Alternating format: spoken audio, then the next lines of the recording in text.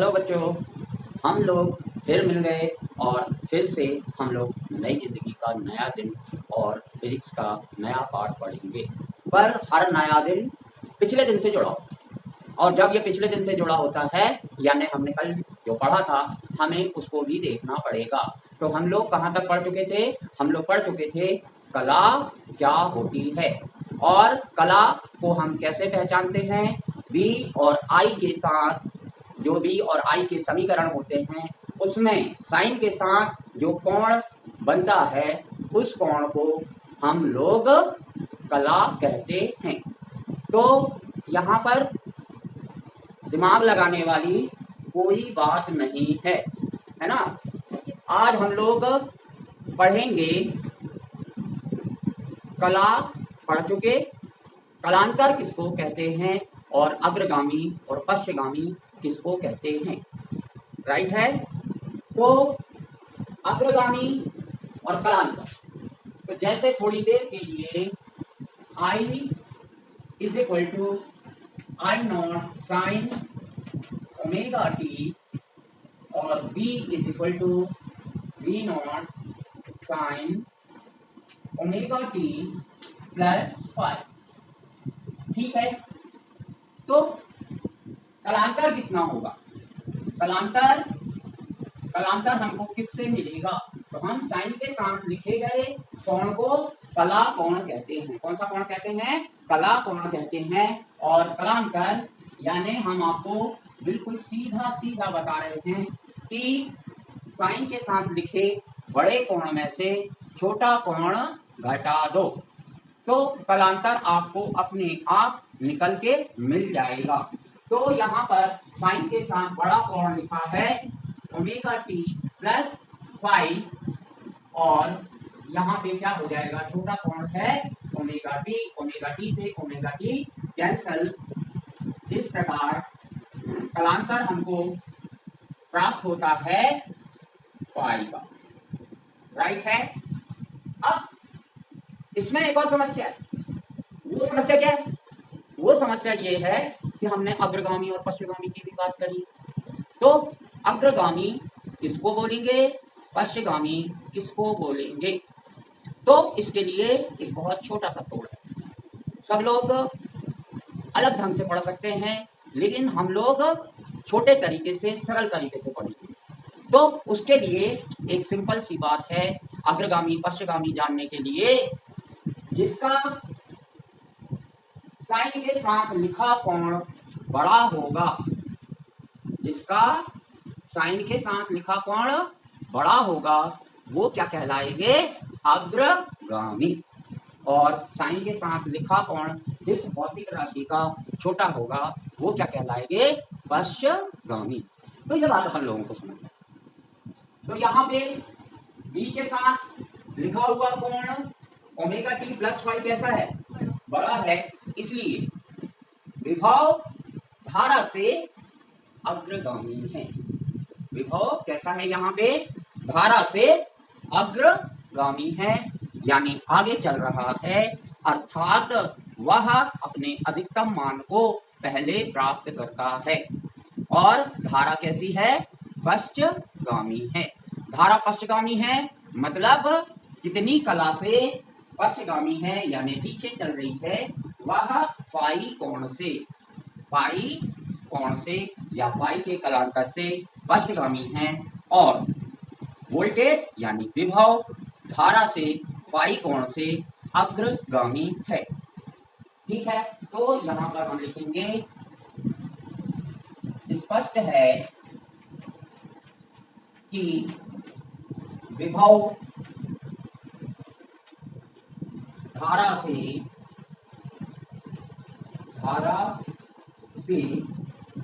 Phi कोण से अग्रगामी है।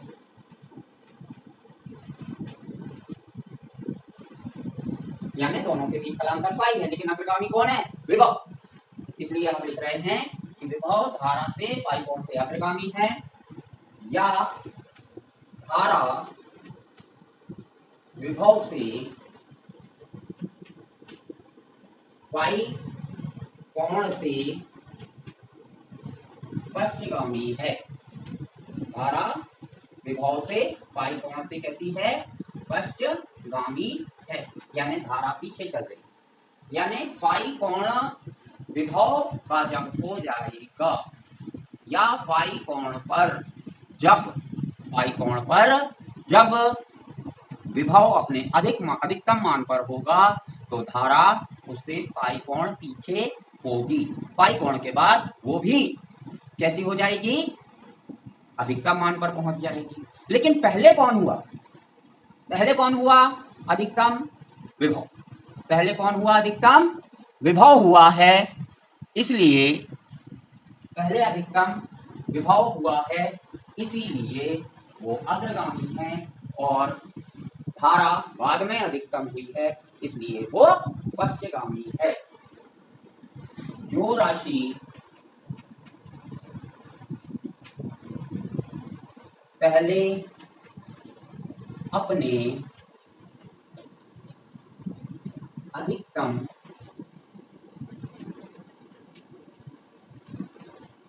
मान पर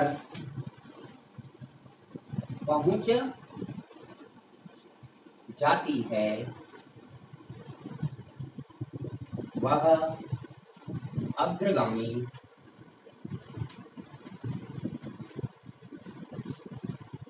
कहलाती है, और जो राशि बाद में अधिकतम मान पर पहुंचती है वो पश्चगामी होती है। ठीक है, समझ में आया आप लोगों को? तो इस तरह से हम क्या बोल सकते हैं कि कौन अग्रगामी और कौन पश्चगामी। अब मैं आपके सामने एक ग्राफ बनाने वाला हूं। वो ग्राफ इस तरह से, अपने पास दो ग्राफ,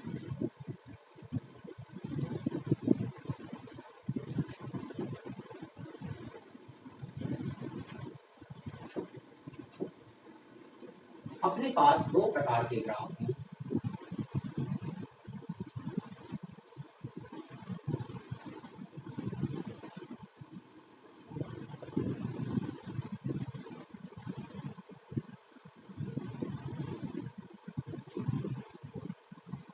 अब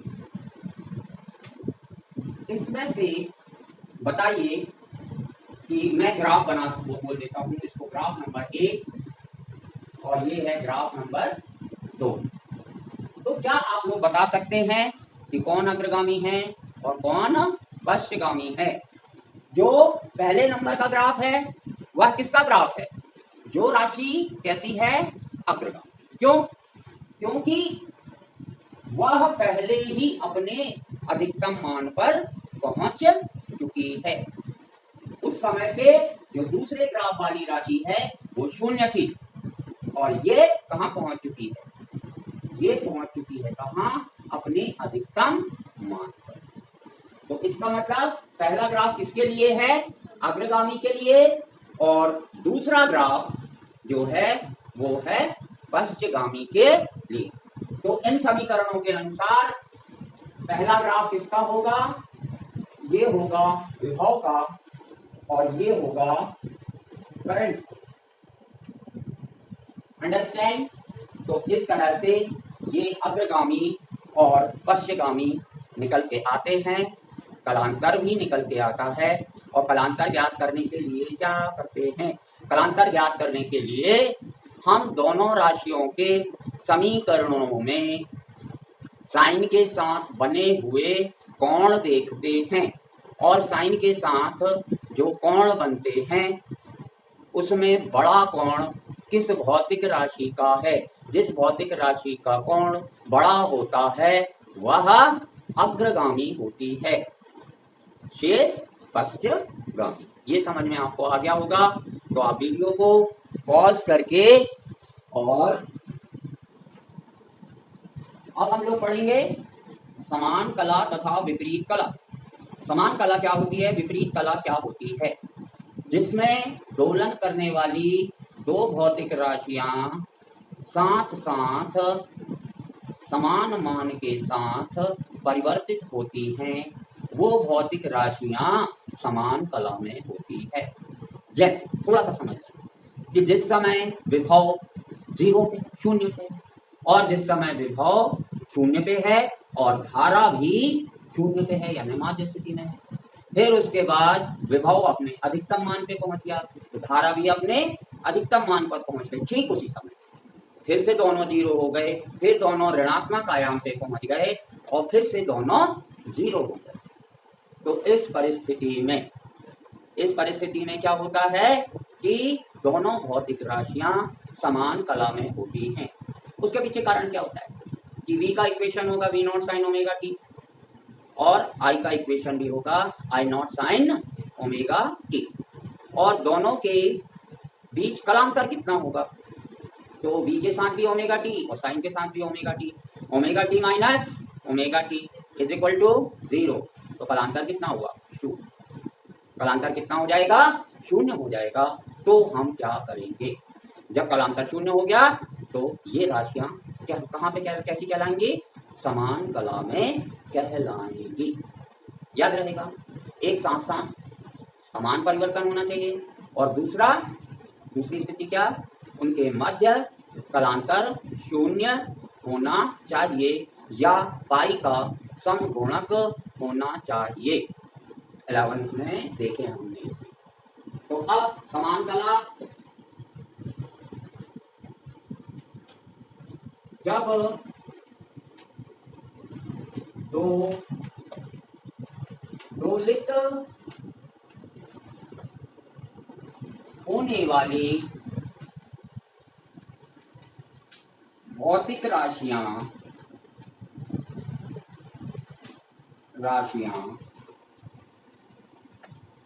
साथ साथ समान रूप से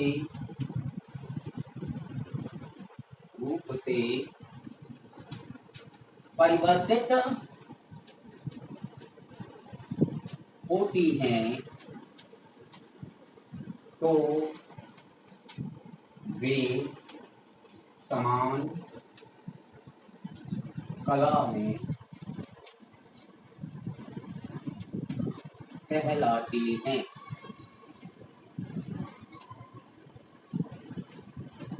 अर्थात उनके मध्य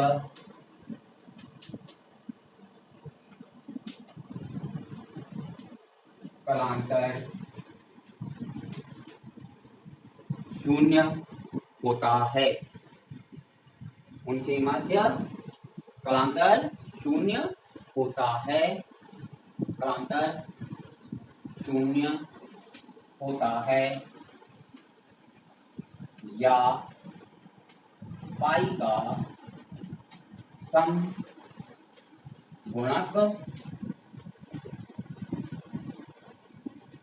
होता है। लो, अब कलांतर 0 दोलन दें,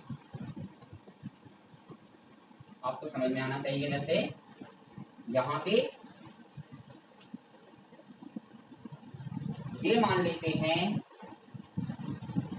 एक V है और एक I है। अगर ये दोनों एक ही समय पे माध्य स्थिति में है, फिर आयाम पर पहुंच गए और फिर लौट के माध्य स्थिति में आ गए, फिर ऋणात्मक आयाम पे पहुंच गए, फिर लौट के साथ साथ माध्य स्थिति में आ गए, तो ये कैसे कहलाएंगे, समान। थोड़ी देर के लिए आई और वी ना समझ के इनको दोलन करते हुए थोड़ा समझ लो कि ये ऐसे दोलन कर रहे हैं, और अगर ये ऐसे दोलन कर रहे हैं, ये एक का दोलन है, ये दूसरे का, दोनों एक साथ माध्य स्थिति में है, दोनों एक साथ आयाम पर पहुंच रहे, दोनों एक साथ माध्य स्थिति में, और दोनों एक साथ ऋणात्मक आयाम पर, फिर दोनों एक साथ माध्य स्थिति। तो इस समय किसमें कहलाएंगे? समान कला। अंडरस्टैंड? और इनके मध्य कलांतर जो होगा वो शून्य होगा।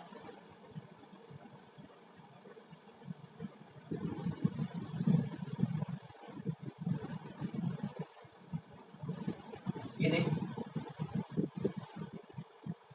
ये दोनों, इसको भी ले लो, इसको आई ले लो। तो क्या हो रहा है?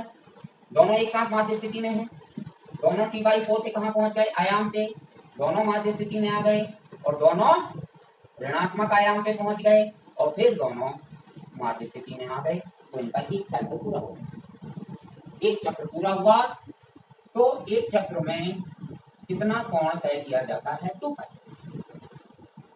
ठीक है, हेलो। अब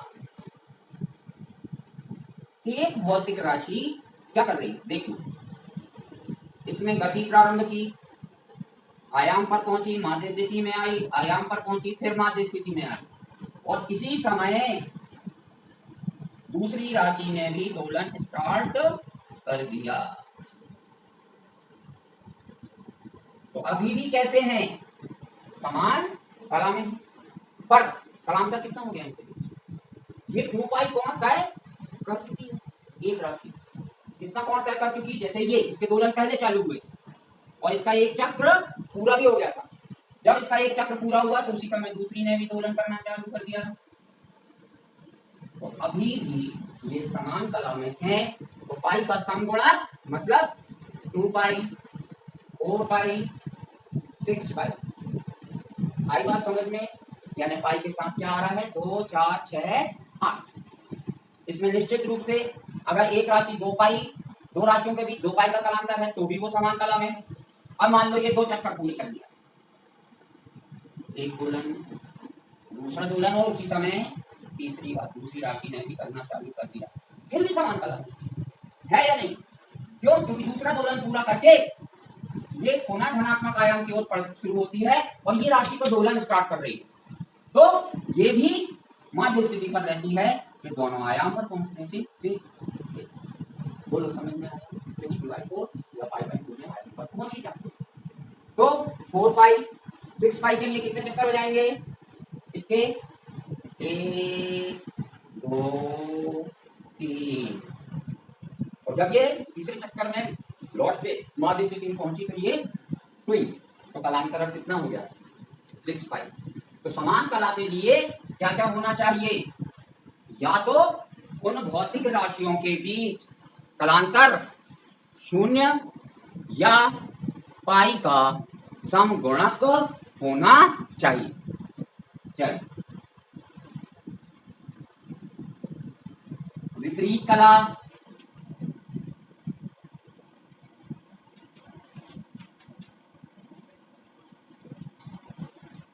जब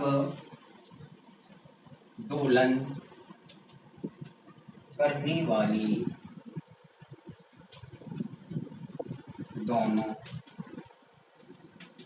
भौतिक राशियों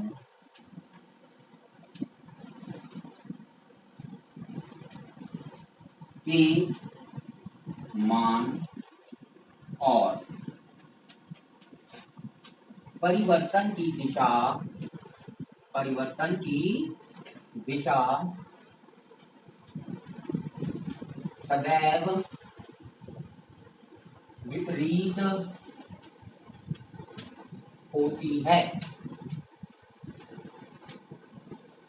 तो ये राशियां विपरीत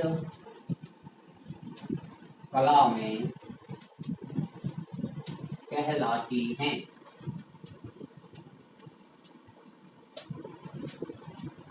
इनके मध्य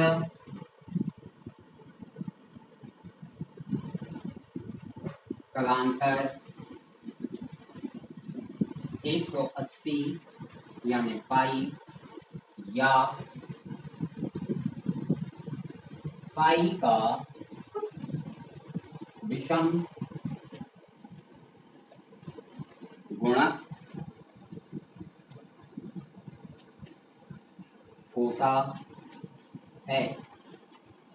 विषम गुणक मतलब 1 पाई, 3 पाई, 5 पाई, 7 पाई एंड सो।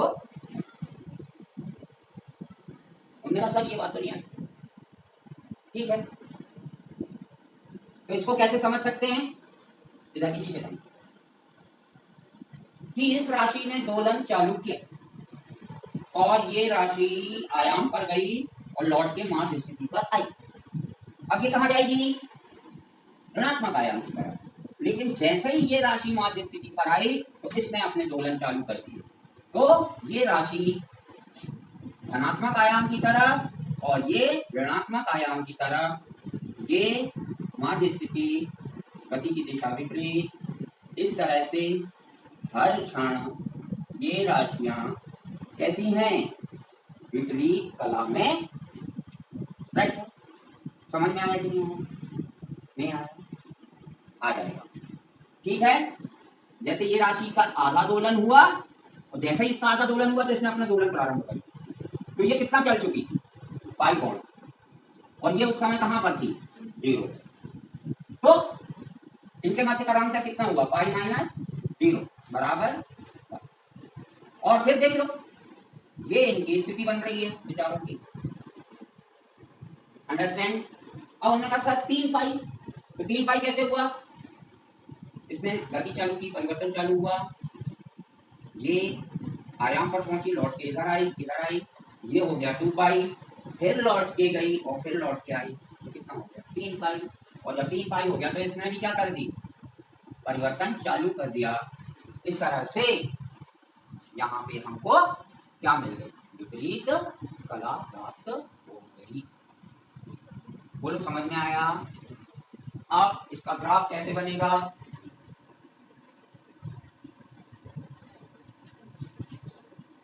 इसका ग्राफ बनाने के लिए हम ऐसा करें,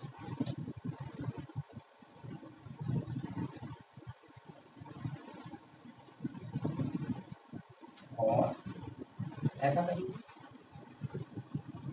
ये राशि नंबर 1, ये राशि नंबर 2। हेलो, तो इनके मध्य का अंतर कितना है? ये जब कहां पहुंची? आयाम पर, पहली राशि, तो कोण कितना था इसका? π/2। और ये उस समय कहां पहुंच रही? ऋणात्मक आयाम पर, ये दूसरी वाली। तो इसका है पाई और इसका है 1.5 पाई। कितना? ये है कितना? π/2, ये है π/2 और ये कितना है? 3/2 पाई।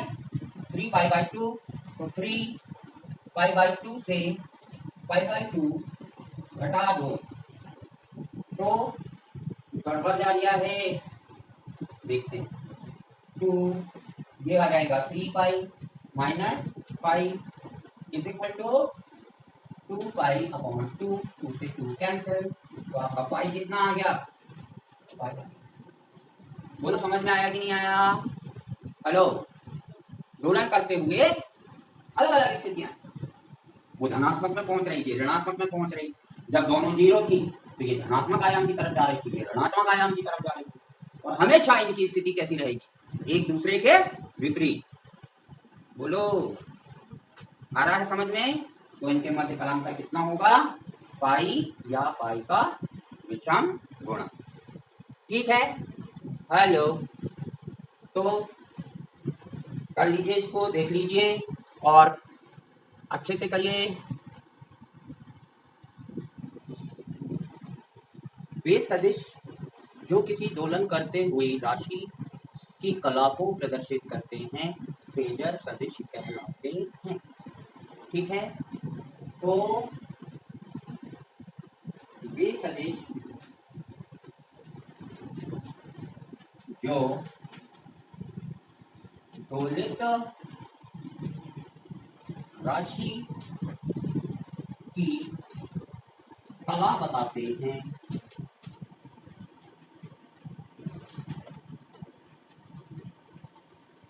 फेजर सदिश कहलाते हैं।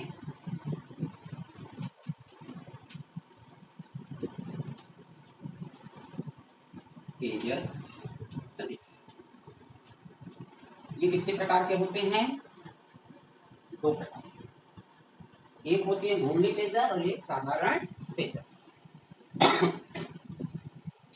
घूर्णी फेजर, मान लो एक भौतिक राशि क्षण t पर ओमेगा टी कोण बनाती है। कितना कोण बनाती है? Omega T. इसी क्षण पर दूसरी भौतिक राशि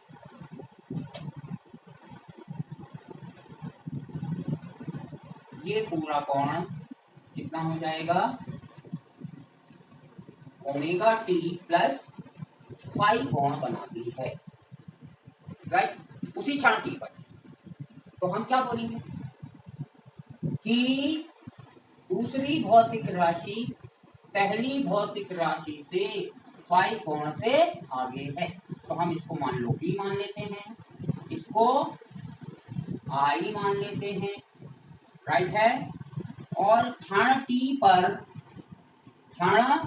पर I की मैग्नीट्यूड इतनी होगी और b की मैग्नीट्यूड इतनी होगी। इसको हम O बोल देते हैं, इसको P बोल देते हैं, इसको P डैश। ठीक है। उसी क्षण t पर I की मैग्नीट्यूड OP होगी और V की मैग्नीट्यूड OP डैश होगी, राइट है। तो इन दोनों के मध्य कलांतर कितना आया? कितना आया कलांतर? कलांतर निकालो, ओमेगा टी प्लस फाई। ये पूरे कोण में से इस कोण को क्या कर घटा। तो इन दोनों के बीच का कलांतर क्या निकल आएगा? ओमेगा फाई निकल आएगा। हेलो, क्योंकि ओमेगा टी अगर आई में चला तो ये भी ओमेगा टी चल के, लेकिन ये कितना चल चुकी है आगे? फाई कोण और आगे चल चुकी है। तो आप क्या बोल सकते हैं? Omega T plus phi minus omega t. तो इस तरह से कलांतर आपका आ गया, राइट है। तो ये कहलाते हैं घूर्णी सदिश। इसको अभी ऐसे समझ लेना है और प्रैक्टिकल में आएंगे, क्योंकि हमको करना है बहुत सारे सर्किट, बहुत सारे प्रत्यावर्ती परिपथ करना है। उन परिपथ में इन सब का उपयोग होगा। किसी को डाउट होगा तो पूछेगा। अब साधारण फेजर में सरल तरीके बताता हूं मैं, किताबी नहीं। आई को हमेशा कहां रखते हैं? X axis. और इनका घटना बढ़ना एंटी क्लॉक मानते हैं। हेलो, कैसा? Anti clock. अगर आई अग्रगामी है तो बी को इधर लेंगे, और बी अग्रगामी है तो फिर बी को इधर। बी पश्चगामी है तो नीचे लेंगे, और बी अग्रगामी है तो बी को ऊपर। और परिस्थिति के अनुसार इनके नाम अलग अलग होंगे। जैसे कि संधारित्र बस लगा है जिस उसमें, उसका वोल्टेज होगा बीसी, और ये बीसी आई से π/2 पीछे चले। और यदि इंडक्टर यानी कुंडली लगी है तो ये बीएल होगा, और ये बीएल उससे आई से π/2 आगे चले। ये सर्किट हम लोग पढ़ने वाले। कैसे कैसे इतना फेज डिफरेंस आएगा, क्यों आएगा, ये सारी बातें हम लोग पढ़ने वाले हैं। फिलहाल आप इसको नोट कीजिए फटाफट, जितनी जल्दी हो सके। अब हम लोग विभिन्न प्रकार के प्रत्यावर्ती परिपथ पढ़ेंगे। उस समय पे उस परिपथ के प्रतिरोध को उसकी परिस्थितियों के अनुसार विभिन्न नाम दिए जाते हैं। जैसे जिस परिपथ में केवल ओमीय रेसिस्टेंस है, ओमीय प्रतिरोध है, तो उसको हम क्या कहते हैं? ये इसके परिपथ के पूरे प्रतिरोध को ओमीय प्रतिरोध कहते हैं। जिसमें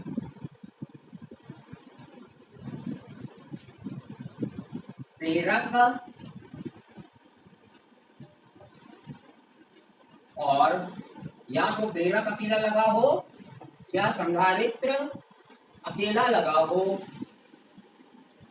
तो इस प्रकार के परिपथ के प्रभावी प्रतिरोध को हम प्रतिघात कहते हैं। तो इसका प्रतिघात x, इसे हम x से प्रदर्शित करते हैं प्रतिघात को, और अगर L लगा है तो इसका प्रतिघात XL होगा, इसका प्रतिघात XC होगा। और इन क्योंकि ये है तो प्रतिरोध ही धारा के मार्ग में बाधा डालने वाली, अतः इन सबका मात्रक क्या होगा? ओम। ओम। प्रतिबाधा, प्रतिबाधा क्या है? प्रतिबाधा जिसमें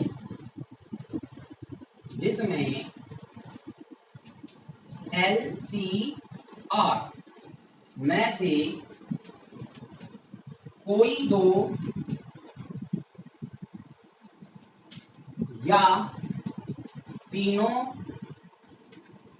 उपस्थित हों तो उसके प्रतिरोध को प्रतिबाधा कहते हैं। Z impedance.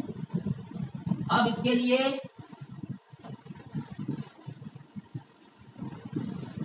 ढेर सारे सर्किट, एक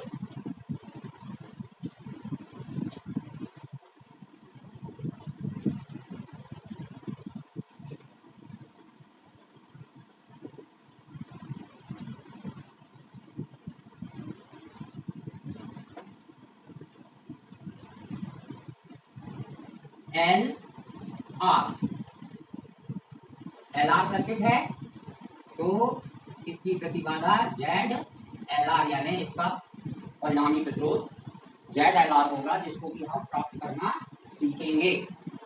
अगला CR, ये साइन कर्व स्रोत के लिए इसलिए यूज करते हैं हम लोग क्योंकि आपको पता है V तथा I दोनों ही साइन के अनुसार परिवर्तित होते हैं। ये साइन कर्व आपने अपनी लाइफ में देखा होगा, जितने जनरेटर हैं, डायनामो हैं, वो सब AC पैदा करते हैं और उनके लिए यही चिन्ह लगाया जाएगा। और ये चिन्ह किसका है? साइन ग्राफ का। तो स्रोत के लिए इसी का उपयोग होता है। इसका हो जाएगा ZCR, इसके बाद LC,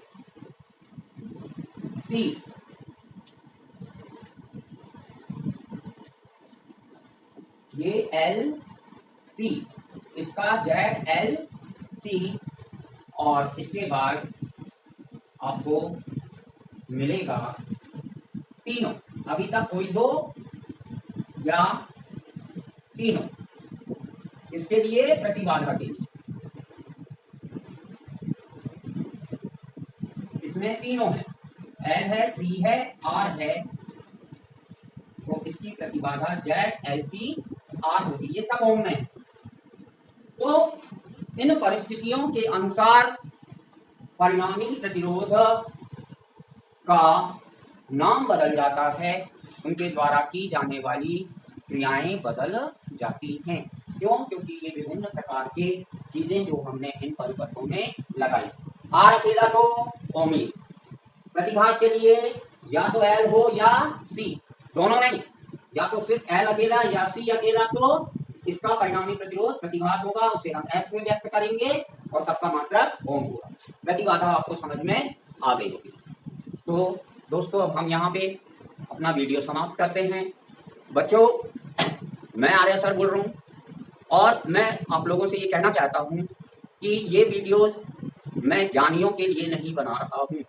मैं यहाँ पे आप लोगों से ये कहना चाहता हूँ कि मेरे सभी रूरल क्षेत्र के बच्चे जो इधर उधर ट्यूशन नहीं जा सकते और साधारण हिंदी भाषा में, हिंदी मीडियम में पढ़ना चाहते हैं, ये उन लोगों के लिए बना रहा हूँ। यदि आप लोगों को ये पसंद आता है तो लाइक करें, सब्सक्राइब करें और वीडियो को जरूर देखें।